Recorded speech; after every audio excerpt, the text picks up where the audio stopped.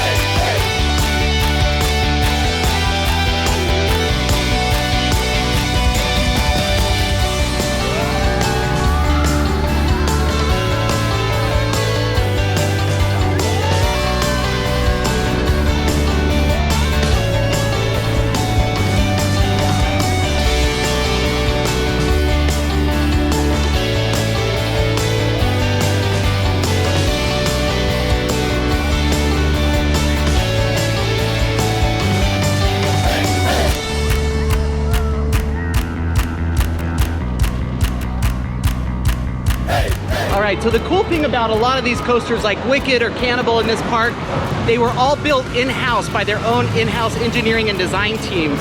So Wicked is a completely unique coaster, so is Cannibal on the other side of the park. This one does have two launch sequence.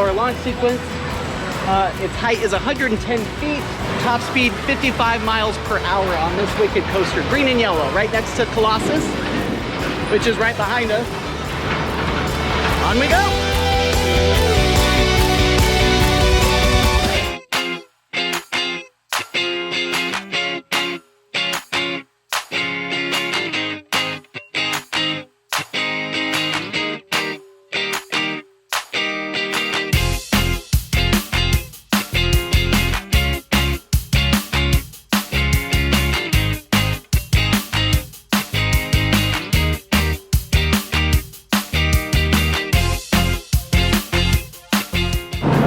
The Fire Dragon or Colossus.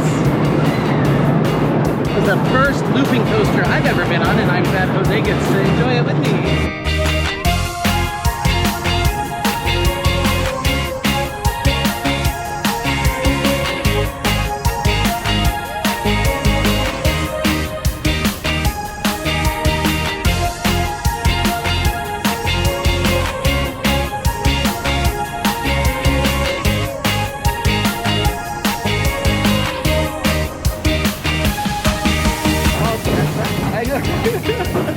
They don't make them like that anymore. I was like, oh shit, there's So we're gonna head next door and do the Spider. This is a spinning family coaster.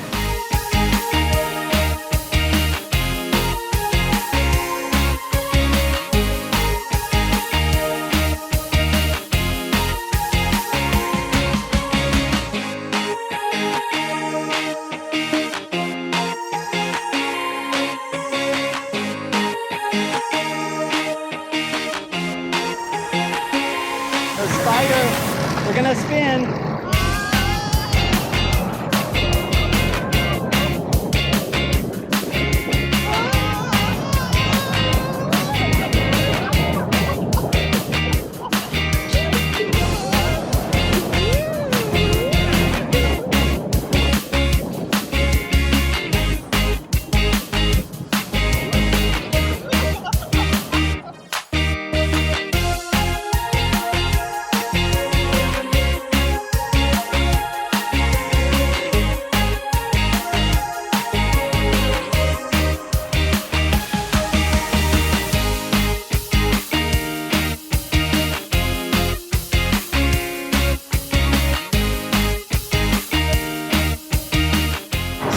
taking the sky ride, or the basically the ski lift, over to the other side of the park.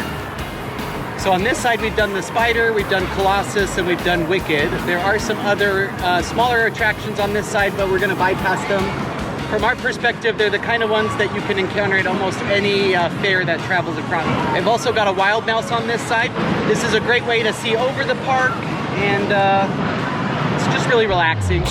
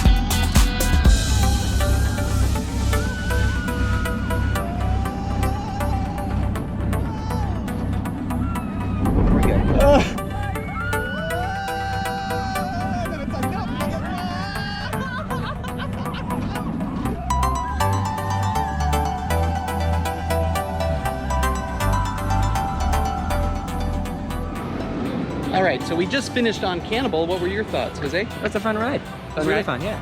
Yeah, it's got a really cool lift mechanism. It's an elevated lift in that tower right behind us. And then its drop goes more than 90 degrees on top of itself. Several inversions. It's a lot of fun. I think the scariest part was seeing the actual lift. The lift is cool. All right, we're gonna continue around the park. Some of these secondary attractions we're not gonna do, like the paratrooper behind us. But I came all the way from Florida to do this ride. We can ride these anywhere, like they have a tilt-a-whirl. I came all the way from Orlando to do this ride. So we're gonna do a few of the rides that are kind of unique to this park, like the haunted attractions. They do have a compressed air drop or launch ride right behind us called the Rocket. We're gonna skip that one today too, because they have one at Islands of Adventure. It's the same ride system done by S&S Power, which is actually right here out of Utah, S&S Power. It even sounds the same, like when it launches and it's coming down, it's the same sound. The compressed air sound in the tubes, the cylinders, is definitely the same. Now it is good that one of the towers will drop you, one of them will launch you up, and then you kind of bounce a little bit. So it does give the unique experience from that perspective. Six Flags also has one of those. Yeah, Six Flags have them. So S&S Power back in the late 90s, early 2000s, when those rides became really big, they put them in all over the place. They were literally all over the place at every theme park because they don't take up a lot of ground, and it was a huge attraction. So we're gonna go on the Jetstar. This is one of those unique old rides that you can't ride anywhere else.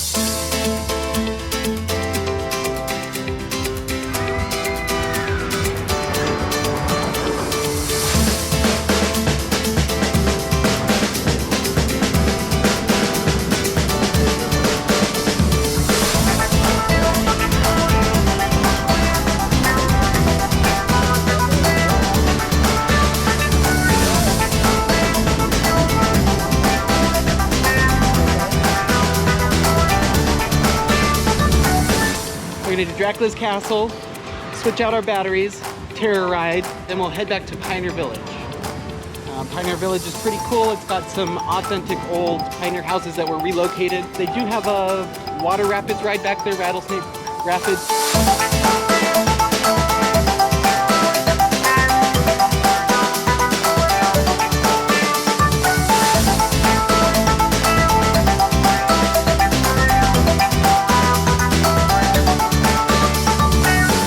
you think of that, Jose? That was the best ride of the park. Best ride. Cheesy, classic, amazing. So much going on. So much going on.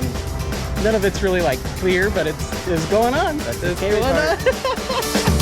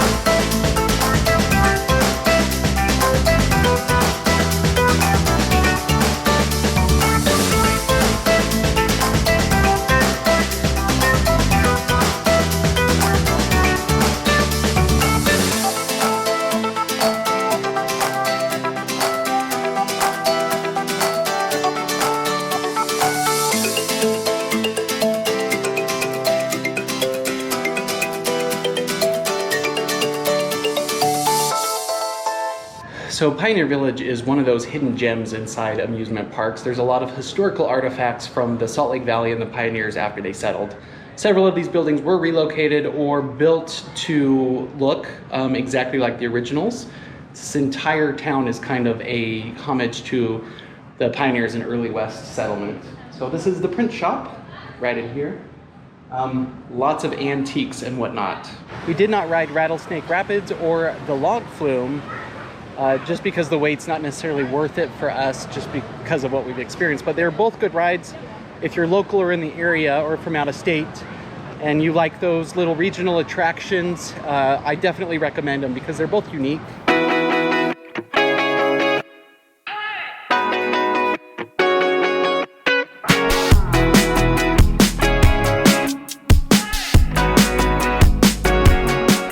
So right behind us we have the roller coaster.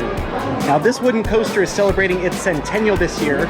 It's 100 years old, but that doesn't mean every piece of it's that old. It looks pretty brand new to me. Yeah, a lot of the wood's been replaced, it's been renovated over the years, the trains have been updated, but the track layout and everything is 100 years old. Centennial of the roller coaster.